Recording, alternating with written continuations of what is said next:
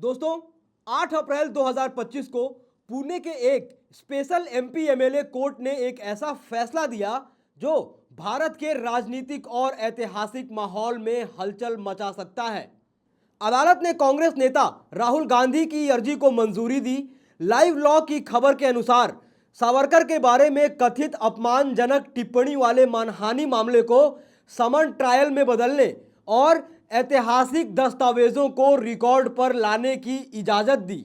ये एक चुनौती है जो सावरकर की बारीकी से गढ़ी गई छवि को अदालत की सख्त रोशनी में लाने का वादा करती है। अगर साक्ष्य मजबूत हुए तो सावरकर का वीर क्रांतिकारी वाला मिथक पूरी तरह से टूट सकता है। पूरा मामला बेहद ही दिलचस्प है, तो वीडियो में अंत तक बने रहिएगा। पर वीडियो में आगे बढ़ने से पहले अगर आप चैनल पर पहली बार आए हैं तो चैनल को अभी सब्सक्राइब करें और बेल आइकॉन दबा दें ताकि चैनल से जुड़ी तमाम जानकारी आपको मिलती रहे। ये मामला तब शुरू हुआ जब सावरकर के परपोते सत्यकी सावरकर ने राहुल गांधी पर इल्जाम लगाया कि उन्होंने 2023 में लंदन में दिए गए एक भाषण में उनके पूर्वज को बदनाम किया। राहुल गांधी ने कथित तौर पर दावा किया था कि सावरकर ने एक मुस्लिम व्यक्ति पर अपने साथियों के साथ हमला करने का आनंद लिया और इसके बारे में लिखा था। इस बात पर सावरकर के परपोते सत्यकी का कहना है कि ये आरोप पूरी तरह से बेबुनियाद हैं। शिकायतकर्ता चाहते थे कि संक्षिप्त सुनवाई हो, जल्दी से इन झूठे दावों को खारिज कर दिया जाए, लेकिन राहुल गांधी की कानूनी टीम, जिसका नेतृत्व एडवोकेट मिलिंद पवार ने किया था, उन्होंने तर्क दिया कि संक्षिप्त सुनवाई उनके बचाव को दबा देगी। उन्होंने समन ट्रायल की मांग की, जो एक लंबी प्रक्रिया है और जिसमें विस्तृत जिरह और ऐतिहासिक दस्तावेज पेश करने की गुंजाइश होती है।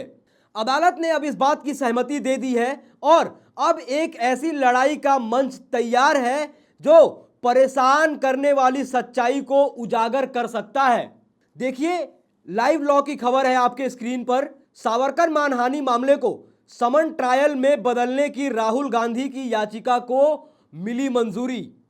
पुणे के स्पेशल एमपी एमएलए कोर्ट ने सोमवार को कांग्रेस नेता राहुल गांधी की उस याचिका को स्वीकार कर लिया जिसमें उन्होंने दिवंगत दक्षिणपंथी नेता विनायक सावरकर के खिलाफ कथित रूप से अपमानजनक बयानों को लेकर उनके खिलाफ लंबित समरी ट्रायल को समन ट्रायल में बदलने की मांग की थी, क्योंकि राहुल गांधी का कहना है कि उनके बयान ऐतिहासिक तथ्यों पर आधारित हैं। इस केस में सुनवाई करते हुए कोर्ट ने कहा कि वर्तमान मामले में अभियुक्त ने तथ्यों और कानून पर ऐसे सवाल उठाए हैं जो जटिल प्रकृति के हैं। अभियुक्त ने कुछ ऐसे मुद्दे भी उठाए हैं जिनका निर्धारण ऐतिहासिक तथ्यों के आधार पर किया जाएगा। इसीलिए मेरे विचार से इस मामले को समरी ट्रायल के रूप में चलाना अवांछनीय है, क्योंकि समरी ट्रायल में विस्तृत साक्ष्य और क्रॉस एग्जामिनेशन नहीं ली जाती है। इस मामले में अभियुक्त को विस्तृत साक्ष्य प्रस्तुत करने होंगे और शिकायतकर्ता के गवाहों से गहनता से क्रॉस एग्जामिनेशन करनी होगी। इस मामले में अभियुक्त को विस्तृत साक्ष्य प्रस्तुत करने होंगे और शिकायतकर्ता के गवाहों से गहनता से क्रॉस एग्जामिनेशन करनी होगी।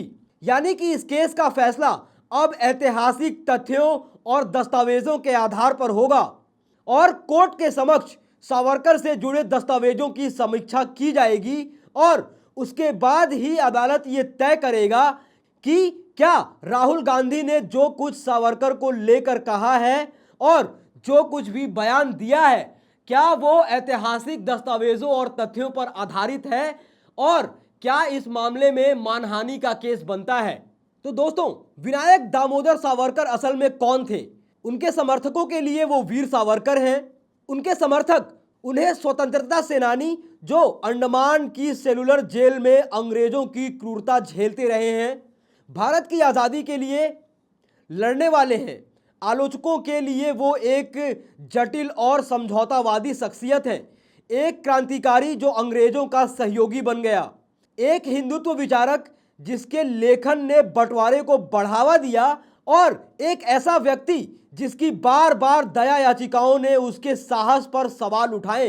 पुणे कोर्ट के फैसले का मतलब यह है कि ये परस्पर विरोधी कहानियां अब किताबों या सभाओं में नहीं बल्कि शपथ के तहत साक्ष्यों के साथ परखी जाएंगी।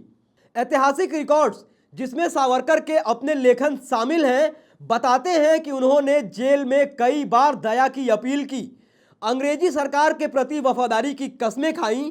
1913 के एक याचिका में उन्होंने लिखा कि मैं सरकार की किसी भी भूमिका में सेवा करने को तैयार हूं। यह अनुमान नहीं है दोस्तों, ये एक लिखित सच्चाई है जो कॉलोनियल आर्काइव्स में मौजूद है। राहुल गांधी के वकील इन दलीलों का इस्तेमाल यह साबित करने के लिए कर सकते हैं कि सावरकर की क्रांतिकारी छवि को बढ़ा चढ़ाकर पेश किया गया है, जबकि मुश्किल वक्त आया तो उन्होंने घुटने टेक दिए।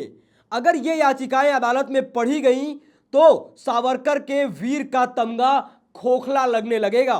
सावरकर की 1923 की किताब एसेंशियल्स ऑफ हिंदुत्व भारत को हिंदू राष्ट्र के रूप में देखती है, अल्पसंख्यकों को किनारे करके और सशक्त राष्ट्रवाद की वकालत करती है। आलोचकों का कहना है कि यह सिर्फ दर्शन नहीं था बल्कि यह बहिष्कार का नक्शा था जिसे बाद में उनके प्रेरित संगठनों जैसे आरएसएस ने अपना लिया। यह बताना जरूरी है कि राहुल गांधी ने 18 फरवरी को एडवोकेट मिलिंद पवार के माध्यम से आवेदन दायर किया था, जिसमें उन्होंने बताया था कि इस मामले में शिकायतकर्ता सत्यकी ने अपनी शिकायत में दावा किया कि सावरकर ने ब्रिटिश शासकों से भारत की स्वतंत्रता संग्राम में योगदान दिया।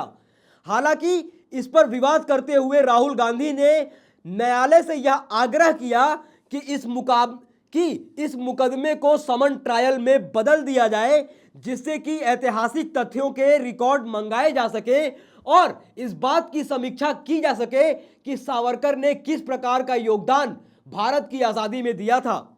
हालांकि सत्यकी ने कहा कि अपने दादा के खिलाफ कथित अपमानजनक भाषण का कोई ऐतिहासिक महत्व नहीं है, इसीलिए राहुल गांधी को भारत के स्वतंत्रता संग्राम में सावरकर के योगदान पर ध्यान केंद्रित करने की अनुमति नहीं दी जा सकती है। हालांकि अदालत ने शिकायतकर्ता के दलीलों को खारिज कर दिया और राहुल गांधी द्वारा दायर आवेदन को स्वीकार कर लिया। दोस्तों, आप इस पूरे मामले पर क्या सोचते हैं?